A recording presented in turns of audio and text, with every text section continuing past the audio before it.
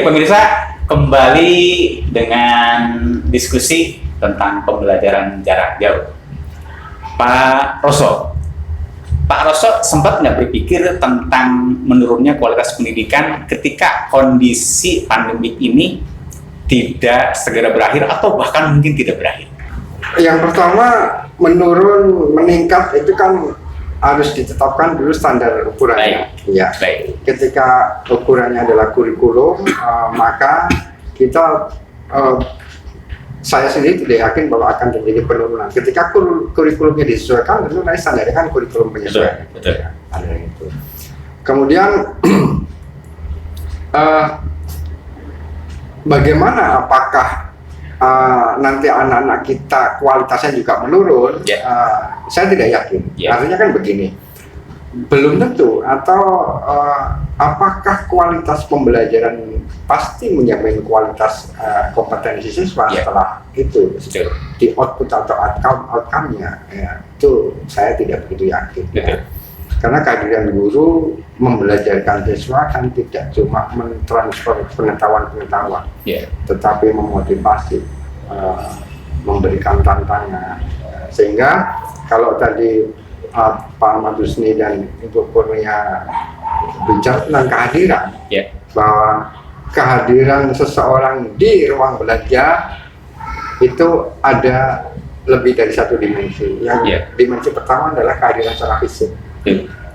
Di kegiatan tatap muka pembelajaran sebelum pandemi, kegiatan tersebut mensyaratkan kehadiran fisik, karena di sana juga ada prosentase kehadiran. Tetapi ada dimensi yang lebih penting sebenarnya adalah kehadiran siswa dalam ruang belajar itu secara psikologis. Jadi ada anak yang hadir secara fisik tetapi dia tidak siap untuk belajar. Itu juga tugas guru mempersiapkan anak untuk siap belajar. Mereka terpaksa ada di ruang belajar meskipun ruang itu tidak menyenangkan bagi dia. Bisa jadi yang tidak menyenangkan itu gurunya, materinya, atau warna ruang kelasnya, atau temennya, atau dia sendiri sedang tidak nyaman dengan hari itu ya. Itu persoalan. Nah sekarang bagaimana dengan kehadiran pada saat PJJ? Saya kira sama ya. Sepanjang guru mampu memotivasi dan memberikan pijakan kepada anak bahwa dia nanti dibekali dengan kemampuan-kemampuan untuk mengeksplorasi lebih jauh tentang pengetahuan, keterampilan, dan lain-lain di luar ruang belajar yang sangat terbatas, dibatasi jam dan waktu dan ruang itu lebih penting. Saat inilah juga yang ini menjadi momentum untuk berbagi kesadaran peran. Ketika seorang siswa tidak hadir dalam pertemuan maya yang diadakan oleh guru, tadi Pak Asad dicontohkan hampir permanen nih 30% yang hadir ya, ada 30%. Yuk kita berbagi dengan orang tua, berkomunikasi. Bagian kami mengelola pembelajaran dengan mempersiapkan materi yang menarik, dengan metodologi yang akan ada teori-teori pembelajaran baru ini dengan adanya pandemi ini kan.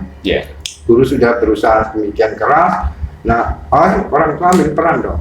Di rumah ketika anaknya tidak hadir pada ruang pertemuan itu, mereka harus ambil tentang itu. Apakah anaknya memang sedang sakit, sedang dia beri tugas lain oleh orang tuanya, apa tugas mengerjakan pekerjaan di rumah, atau dia sedang tidak mau, malas. Nah, ini yang harus dicari. Kalau anak itu sedang tidak mood atau sedang tidak mau belajar, kan harus dicari juga apakah dia tidak senang materinya atau tidak senang dengan gurunya, atau dia merasa bahwa saya tidak ikut ini tapi saya akan menuntut dengan cara belajar saya secara mandiri di luar itu. Nah, apabila tujuan pembelajaran secara umum adalah meningkatkan kompetensi, memberikan skill dan lain-lain, meskipun anak itu tidak hadir, tetapi hal-hal yang saya sebutkan tadi ada, saya kira guru tidak boleh setidaknya saya tidak setuju kalau guru kemudian menghitung kehadiran di ruang belajar yang model sekarang ini menjadi komponen yang menentukan penilaian pembelajaran. Ini sudah harus ada ukuran-ukuran yang disesuaikan. Ukuran tidak boleh lagi menggunakan ukuran pembelajaran yang konvensional. Baik, Pak Roso. Saya kok agak punya pendapat lain, Pak. Jadi ketika pembelajaran di dalam kelas, maka guru akan maksimal memperhatikan siswa. Orang tua ketika sore pulang pun maksimal memperhatikan siswa. Namun ketika pembelajaran jarak jauh ini dalam kondisi sekarang ini ada, maka siswa ini ketika selesai, kalau ada Google Meet, kemudian ada ini masih bisa berkomunikasi kan. Tetapi siswa ini kehilangan figur sentral atau yang berdekatan gitu Pak. Ya. Karena ketika secara fisik hadir dengan secara fisik tidak hadir, dalam pandangan saya hasilnya juga akan berbeda. Perlu nggak misalkan kalau di dalam kesehatan itu kan ada kader penggerak kesehatan posyandu misalkan, perlu nggak ada kader penggerak pendidikan yang peduli misalkan di RT masing-masing, diinisiasi oleh sekolahnya atau siapa, sehingga hari ini ngumpul di rumah siapa dengan menjaga protokol kesehatan, dan orang itu berperan untuk melakukan itu sebagai relawan dengan kondisi tertentu. Ketika memang ada kebuntuan misalkan orang tua bekerja, anak juga tidak mungkin ke sekolah, Pak.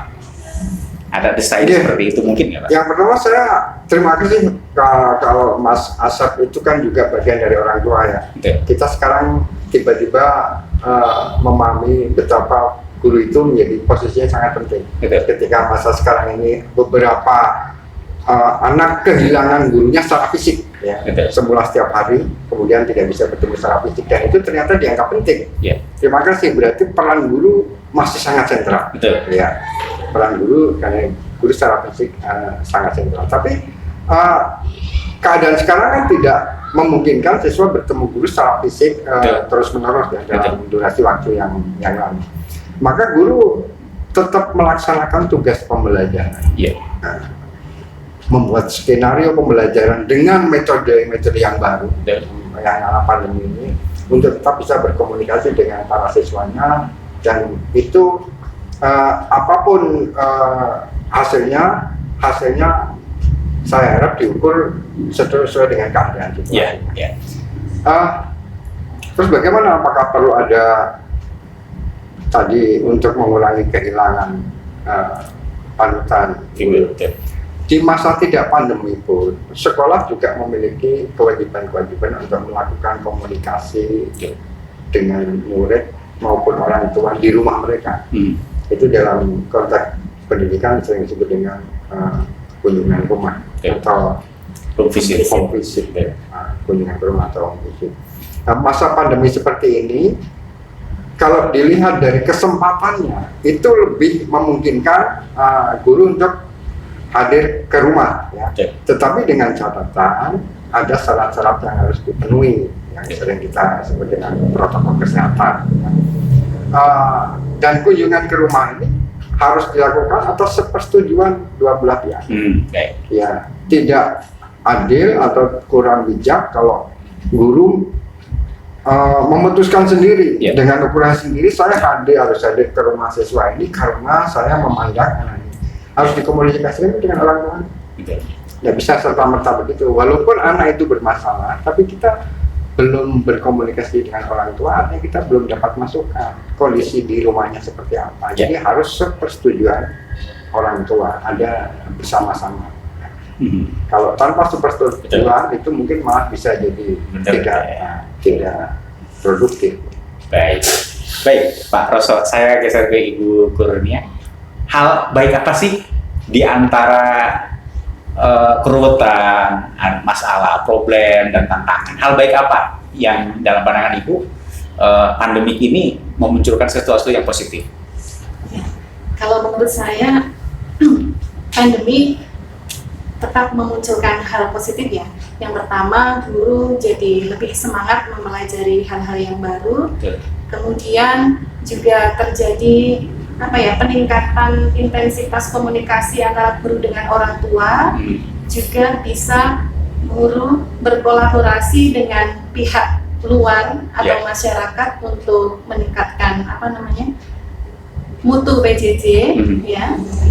Kemudian ini juga siswa juga menjadi mempunyai pengalaman yang baru, yang tadinya mereka hanya belajar tatap muka di kelas, kemudian sekarang mereka tahu bagaimana cara berkomunikasi secara virtual, kemudian menjaga kesopanan secara daring kan. Kadang kalau WA itu kadang murid-murid kan suka mengeluarkan stiker yang macam-macam gitu kan.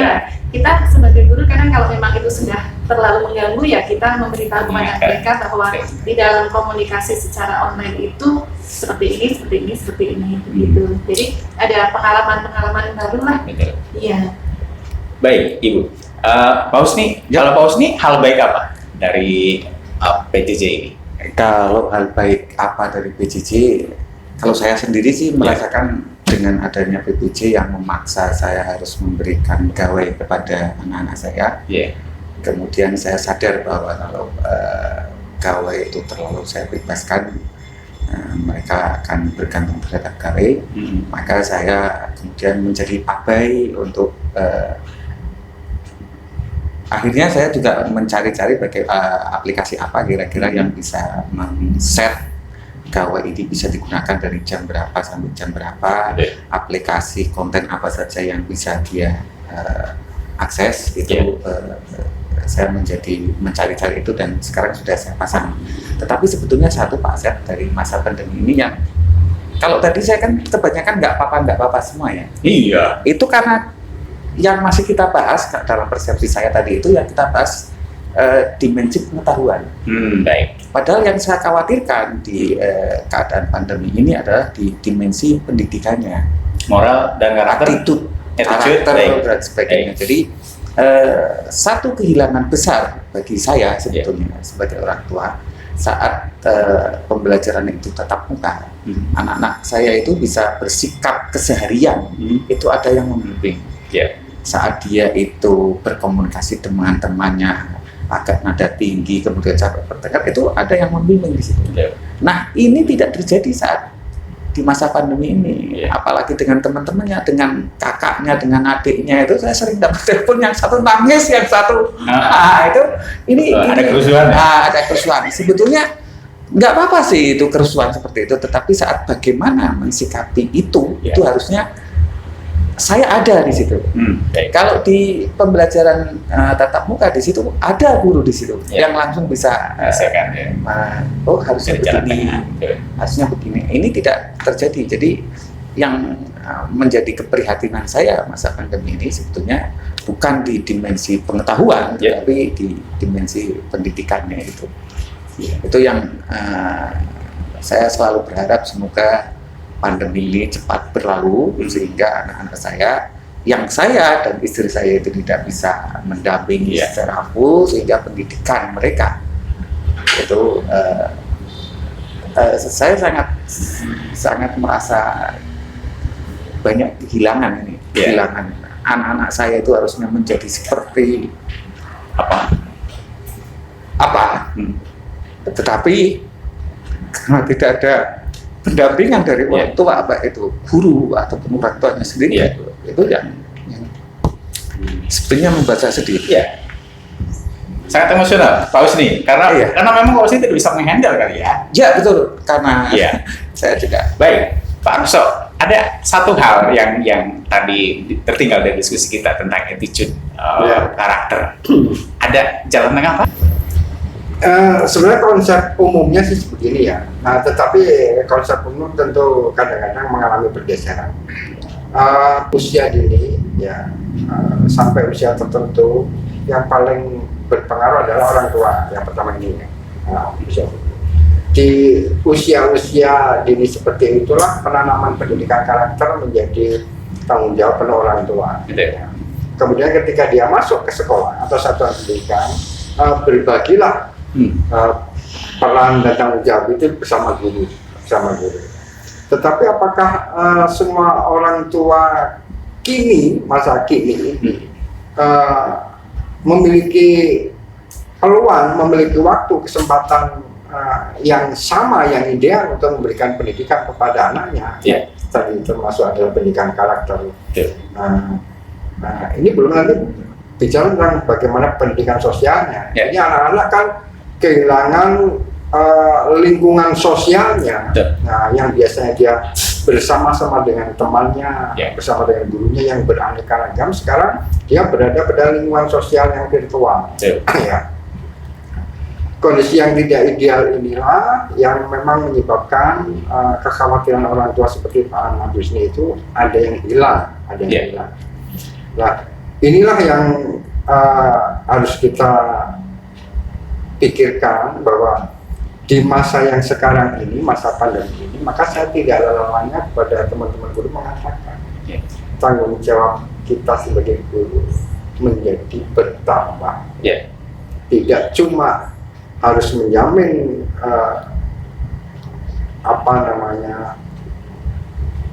perkembangan akademis anak, Ya.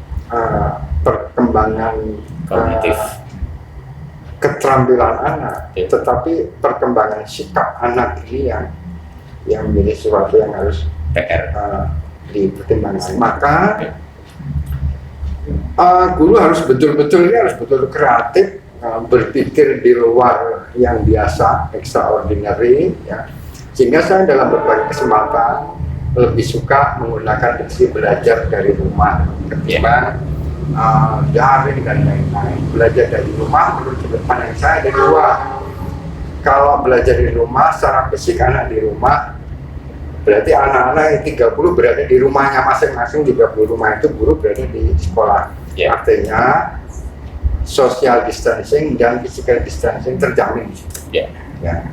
Nah, yang kedua belajar dari rumah. Ayo kita turunkan kegalauan dan keruwetan orang tua di dalam mendampingi anaknya. Ini baru masalah pembelajaran yang pengetahuan dan keterampilan. Dengan memaksimalkan semua hal yang ada di rumah, situasi di rumah, peristiwa di rumah, benda-benda di rumah, semuanya ada di rumah itu menjadi media pembelajaran. Saya yakin teman-teman saya guru bisa memanfaatkan itu. Banyak contoh. Jadi tidak lagi kita melaksanakan pembelajaran seperti yang dulu, yang kemarin. Ketika belajar matematika di dalam kelas guru bisa menyatakan panjang adalah, lebar adalah, luas adalah. Tetapi cukup dengan menugaskan anak-anak di rumah untuk mengukur dengan alat ukur apapun yang ada di rumah. Tidak boleh digunakan sama. Kalau rumahnya mereka punya meteran, silakan pakai meteran. Dan yang tidak punya mungkin menghitung ubinnya, yang lantainya tidak ubin bisa menggunakan rapinya, apapun. Jadi ukurannya jadi yang penting kompetensinya. Ya. Setelah mereka mengukur, melakukan report, ruangan yang ada juga jangan dieksekusi, dipastikan coba hitung ruangan tidur kalian. Anak-anak belum tentu punya ruang tidur sendiri, atau ruang tamu belum tentu anak-anak di rumahnya ruang tamu, ruang apa saja. Lalu nanti guru memperkuat, yang 6 meter atau 6 ubin atau 6 depa itu disebut lebar, yang 10 disebut panjang. Kalau dikalikan menjadi panjang dari lebar itulah konsep luas. Seperti itu harus dari rumah peristiwa. Sehingga orang tua pun tidak kebingungan ketika anaknya bertanya minta pendampingan, karena yang dibahas adalah sesuatu yang mereka tahu. Tidak perlu juga berkumpul ke satu tempat, ke warnet atau kemana. Tidak harus keluar rumah. Yang ada di rumah semua, yang di halaman, yang di dapur, yang di kamar, yang di rumah. Nah, ini membutuhkan, memang ini sedang berproses, tapi saya yakin bangsa kita kan bangsa yang kreatif ini. Pandemi ini saja kalau kabarnya Indonesia termasuk yang luar biasa ini. Pandemi ini secara ekonomi, secara sosial kan sudah banyak negara yang mengalami kerusakan. Indonesia saya kira bangsa kita ini bangsa yang cukup kreatif ya, meskipun agak bandel ya. Nah, para orang tua dan guru pun akan mengalami penyesuaian itu. Baik, Pak Roso. Misalnya sekalian, luar biasa diskusi sangat gayang, membahas tentang berbagai macam hal, tentang berbagai macam persoalan. Saya yakin belum selesai, tetapi kita cukupkan segmennya sampai di sini dulu. Kita akan sambung dengan diskusi yang lebih wah lagi, yang lebih hot lagi di masa yang akan datang. Terima kasih Pak Roso, Ibu, dan Bu Husni. Yap. Assalamualaikum warahmatullahi wabarakatuh. Waalaikumsalam warahmatullahi wabarakatuh.